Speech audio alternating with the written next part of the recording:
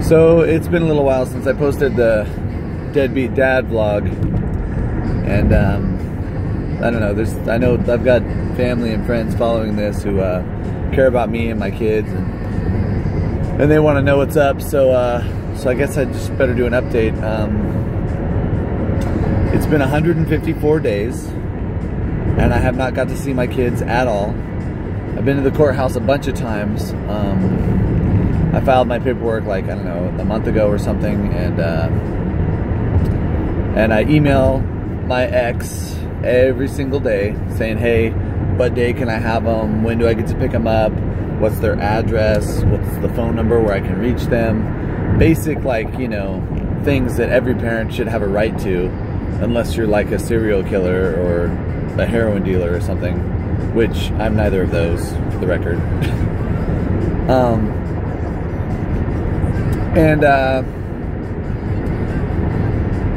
But I did get a really nice long video chat with my kids tonight, and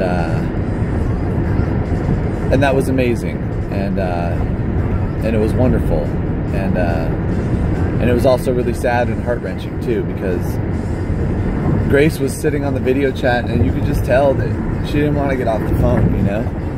She wanted to keep talking to Dad, and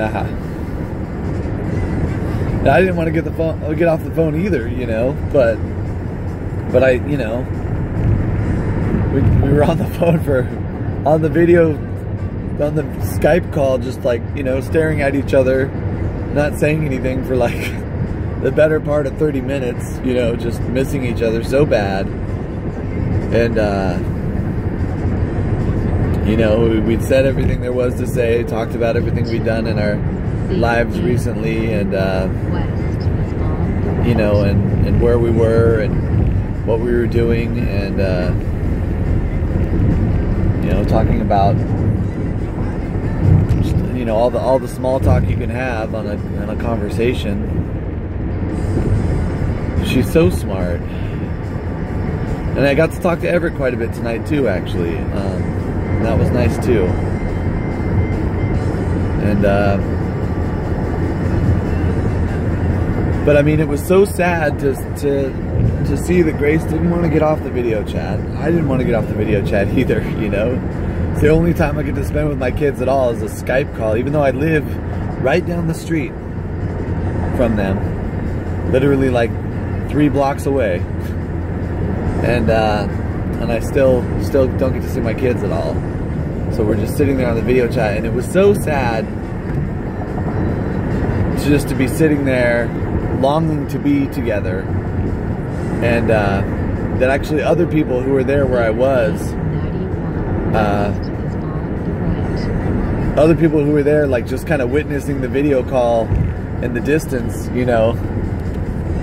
One of them, this really sweet girl that I know is a friend of mine, she started crying.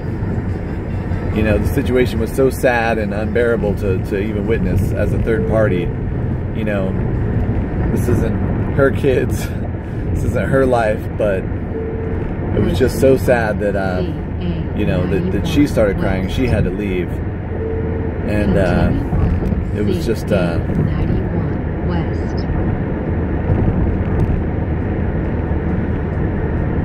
So yeah, that's the situation. I put in the paperwork. I've been checking with the courthouse every day. Hey, did my paperwork go through? Did it go through? Did it go through? It hasn't gone through yet. They're backlogged like 6 weeks.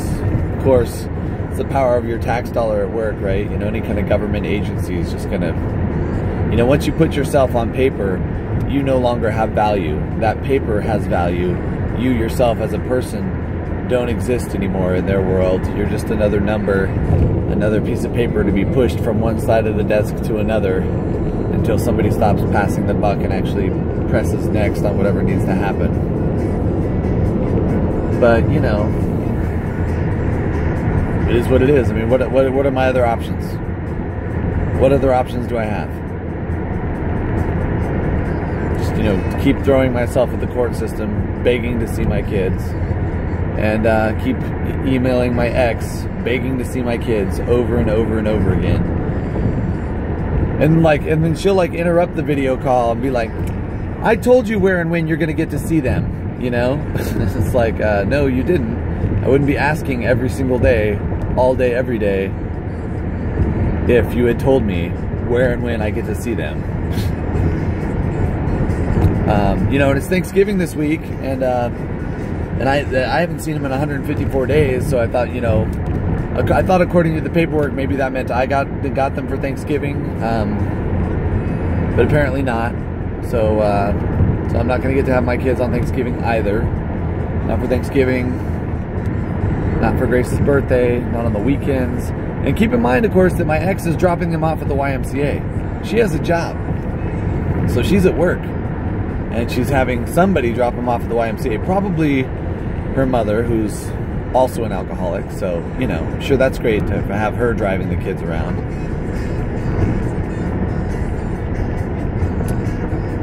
Yeah, I mean, better to have the kids at the YMCA than with their dad.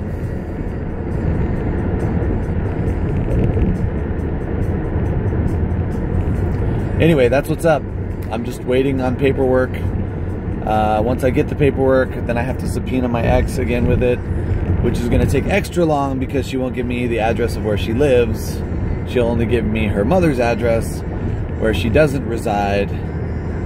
So, yeah, I'm probably going to have to subpoena her at work, I guess, since I don't actually know where she lives, which is illegal. You're supposed to know where your kids are.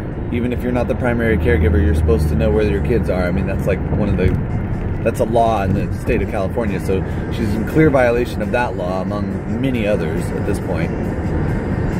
But, yeah, so I'll have to subpoena her at work. And then after that, she has, I think, 25 days to respond to the subpoena. And then we get a court date set, and that could be anywhere from 3 to 4 months from now. So we're looking at, like, you know, April, before I get the rules rewritten for visitation. Even though I'm living in the town, down the street from where they are. And it's been 154 days. It's like, and there's no call for it. I mean, absolutely no, just no call for it at all.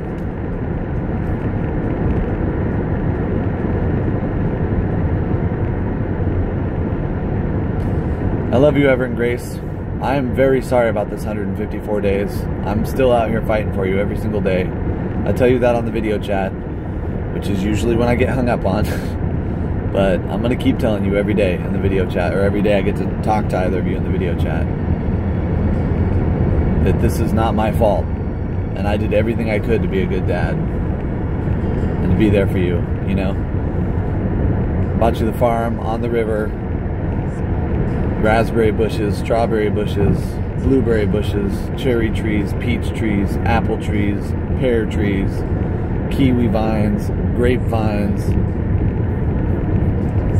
every kind of herb, heirloom chickens, fresh heirloom eggs, fresh air, putting in a new water for a new well for fresh water. Just everything, you know, everything I could do to be the best possible father. And instead, your mother made this decision for you. And now you live in a ghetto apartment with Navy guy number 3, going to the YMCA, the all Spanish speaking YMCA. I'm sorry. I'm sorry, Ever and Grace. Your mother and some judge who found her attractive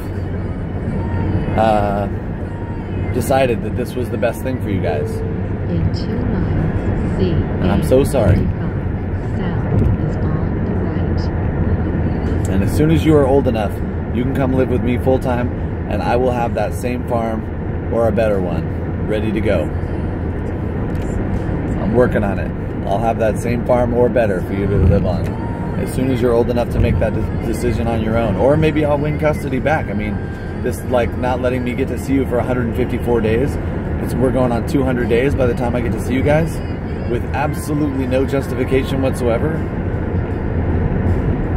You know, it seems to me like any judge in the world is going to look at that and be like, yeah, this is like the worst co-parenting I've ever seen out of anybody ever. For a guy who has a job, who doesn't drink or smoke or do any kind of drugs or anything at all, Okay, maybe he drinks a little too much coffee.